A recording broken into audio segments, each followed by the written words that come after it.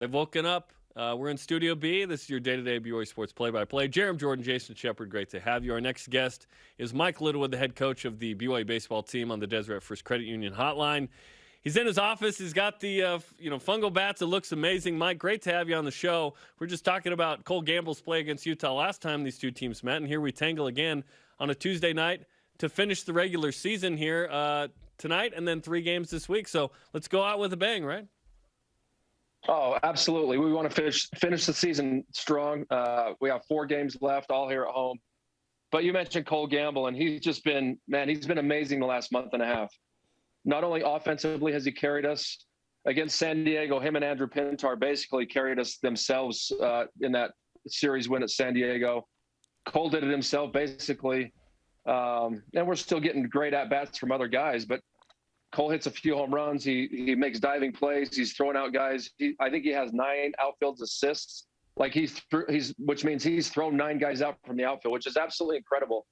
I don't know why people run on him, but they continue to just try it. And every time a guy's going from first to third, we're like, okay, we're out of this inning. And so he's doing it all. He's as close to a 5-tool player as we've had at BYU, and he's getting better and better. So. Well, and we mentioned the team playing really, really well right now. You've won 9 out of the last 11 games. You've won the last 3 conference series. Give everybody an idea of just the environment right now around this group, because I know that the confidence level is pretty high right now. Well, I don't think anybody's ready for the season to end. And if we would have just kind of realized our potential maybe instead of a month and a half ago, if we would have done that, we beat LMU, swept LMU for the first weekend series of league. And then we had 3 or 4 down weeks, and where we just didn't have a whole lot of confidence. Maybe we thought LMU was a fluke. I don't really know. But as a coaching staff, we really believe that this team could do what we're doing right now.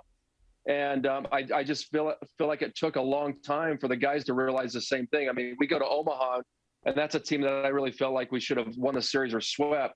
But it was just like, didn't feel like we could score a run. And then every time they got 2 outs, they would score runs really easy. And there's sometimes those feelings come into your dugout, but right now it's confident. There's a calmness, and the guys really feel good about themselves, and everybody's pulling for one another. And that's what you need to win baseball games.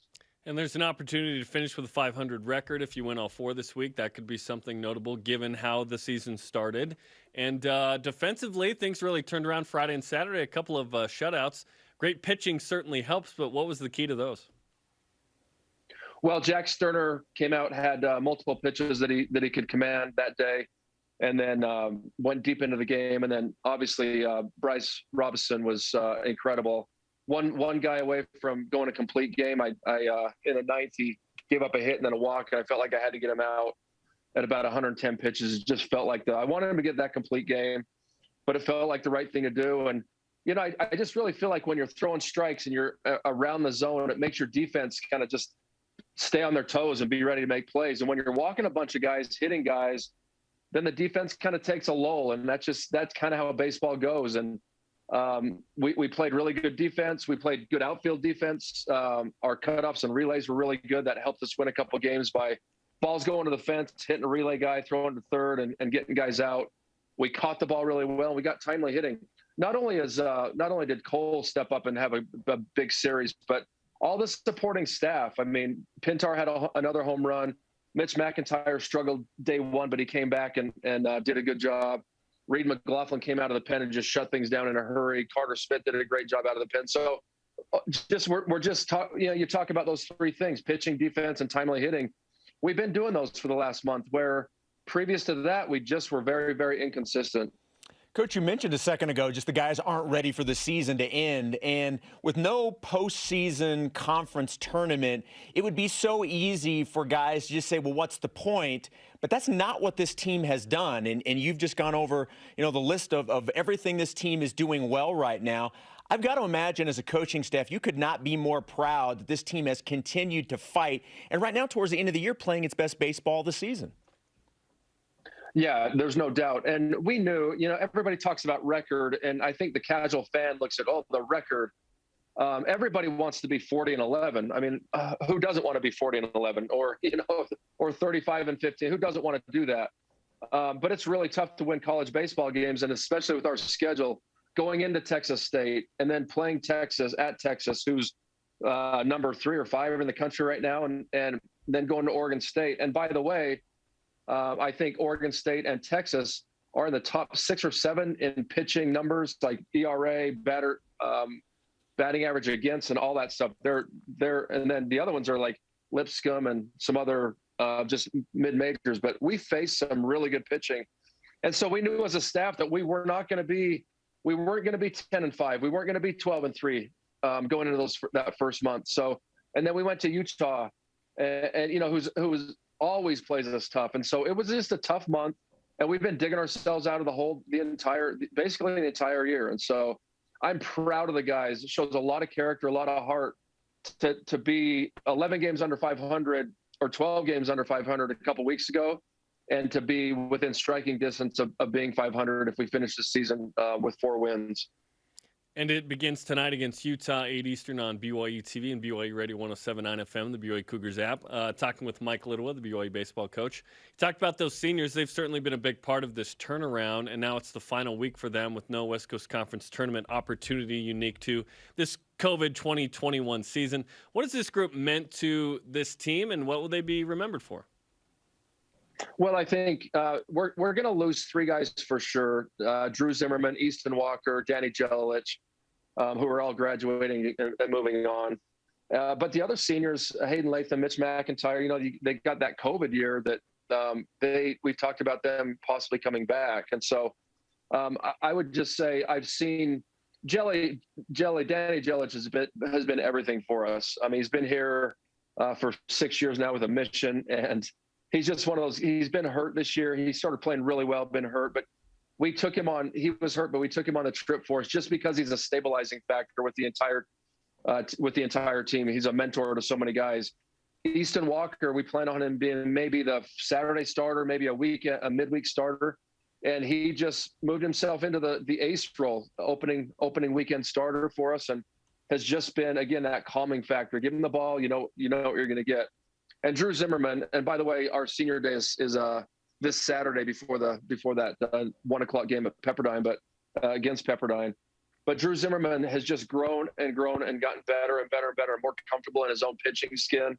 And he's a guy that we're putting in games when it really, really matters in high leverage spots and getting it done for us. And so Abe Valdez is another success story catcher. We're going to miss him.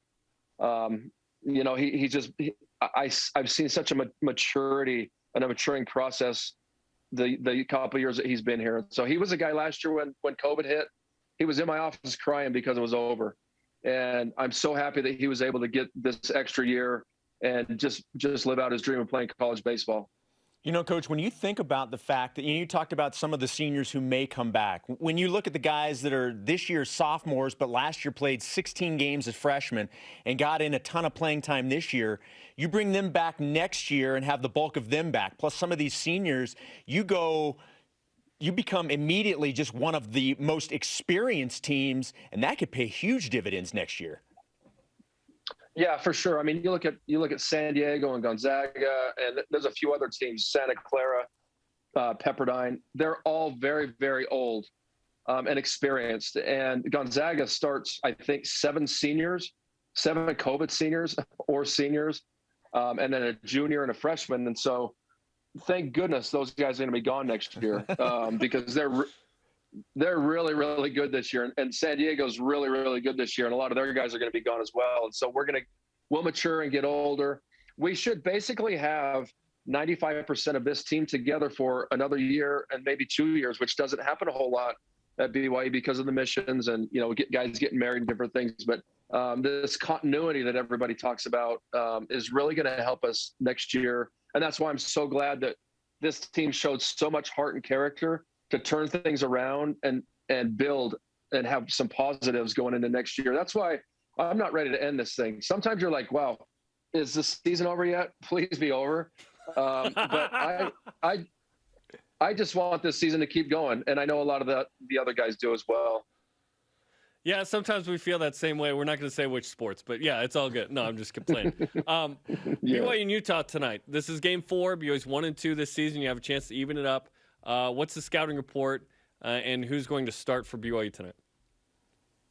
Well, I think Cy Nielsen's going to start for us, and he started against Utah Valley our last midweek. Hoping to get 3 or 4 really good ones out of him. Good opportunity for him to get a start against a good team. And you look at Utah's record, 14-28, 5-20 in their league.